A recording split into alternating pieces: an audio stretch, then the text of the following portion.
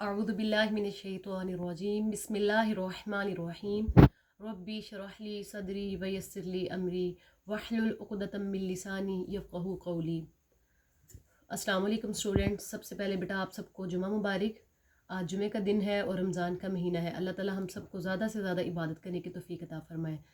तो बेटा आज का हमारा लेक्चर नंबर 8 है, 8 मई है, दिन जुमा, उन्वान हदीस नंबर 2।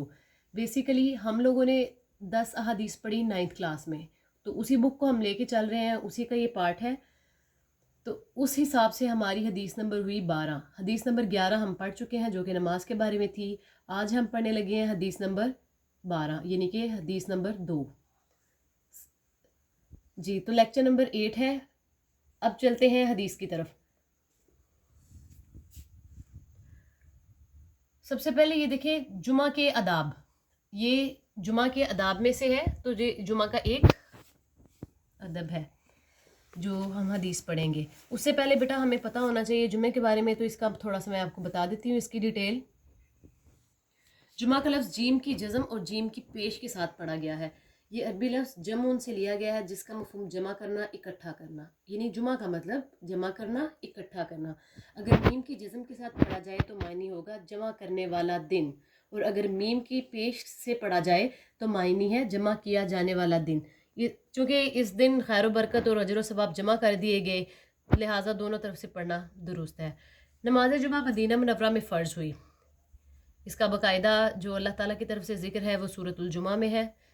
आयत है इसकी, या अय्युहल्लज़ीना आमनू इज़ा नुदिया लिस्सलाति मिन यौमिल जुमुअति फसअू इला ज़िक्रिल्लाहि व ज़रुल बैअ। ए ईमान वालो, जब जुमा के दिन नमाज के लिए पुकारा जाए तो अल्लाह के ज़िक्र की तरफ दौड़ कर जाओ और ख़रीदो फ़रोख्त छोड़ दो। ये आयत मदीना मुनव्वरा में नाजिल हुई और नबी सल्लल्लाहु अलैहि वसल्लम ने पहला जुमा बनी सालम के मोहल्ला वाक़ मदीना मुनव्वरा में अदा फरमाया। जी, तो ये थी कुछ जुमे के हवाले से। अब हम हदीस देखते हैं। हदीस देखें बेटा, आप लोग सब अपनी अपनी बुक्स ओपन कर लें। सबसे पहले देखें हदीस, इज़ा क़ुल्त लिसाहिबिका यौमुल जुमुअति अंसित वल इमामु यख्तुबु फ़क़द लगौता। मैं दोबारा पढ़ती हूँ, फिर सुने। इज़ा क़ुल्त लिसाहिबिका यौमुल जुमुअति अंसित वल इमामु यख्तुबु फ़क़द लगौता।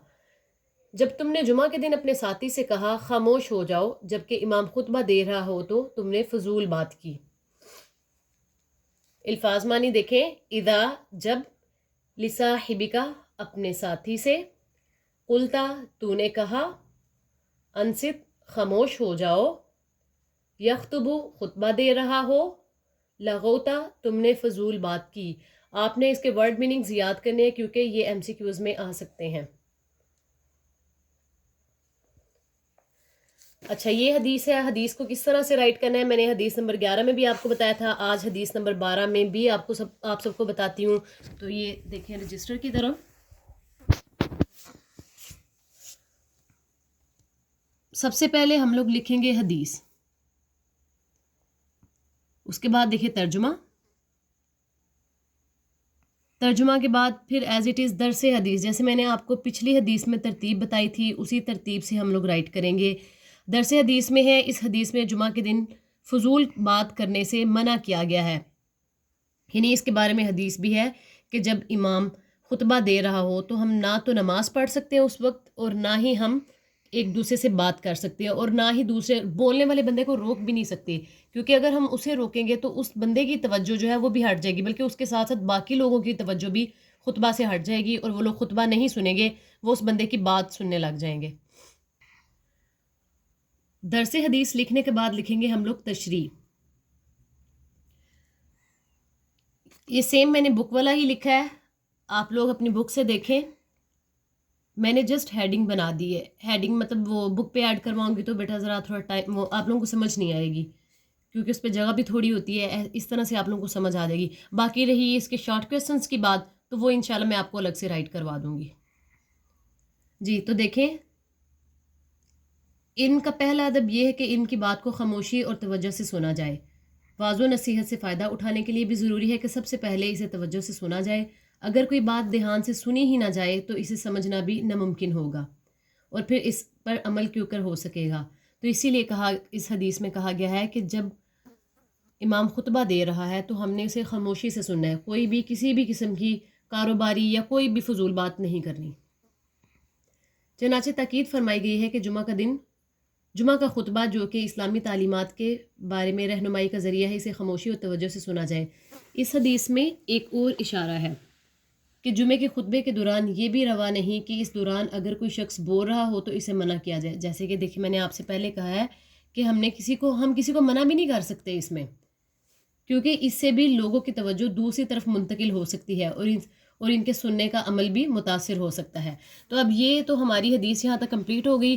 نیکسٹ دیکھیں آپ صلی اللہ علیہ وآلہ وسلم کا ارشاد، اس میں ارشاد میں نے ایڈ کیا ہے، بیٹا بک پہ رائٹ کرواؤں گی تو وہ بہت چھوٹا سا ہوگا، آپ کو نظر بھی نہیں آئے گا، اس لیے آپ کی آسانی کے لیے میں نے سارا رائٹ کر دیا ہے، آپ لوگ دیکھ سکتے ہیں۔ آپ صلی اللہ علیہ وآلہ وسلم کا ارشاد ہے، جمعہ کی رات سفید ہے اور جمعہ کا دن روشن ہے، یعنی کہ جمعہ کی اس قدر فضیلت بتائی گئی ہے۔ امام غزالی کا قول ہے کہ جمعہ کے فیوز و برکات سے وہی مومن مالا مال ہو سکتا ہے جو اس کے انتظار میں گھڑیاں گنتا ہے۔ آپ نے کوئی بھی کوٹ ایڈ کرنا ہے تو اس کو انورٹڈ کاماز میں رائٹ کریں گے، چاہے وہ حدیث ہو چاہے وہ کسی کا قول ہو۔ حاصل کلام جیسا کہ ہم نے پچھلی حدیث کے اینڈ پہ بھی دیا تھا، آپ لوگوں نے اس حدیث کے اینڈ پہ بھی دینا ہے۔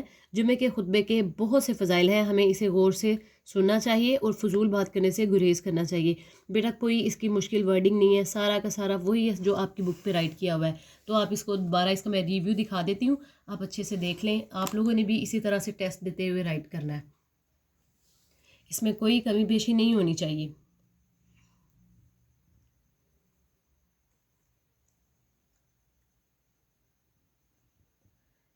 جی ٹھیک ہے، جزاکم اللہ خیرا و احسن الجزاء، فی امان اللہ، اللہ حافظ۔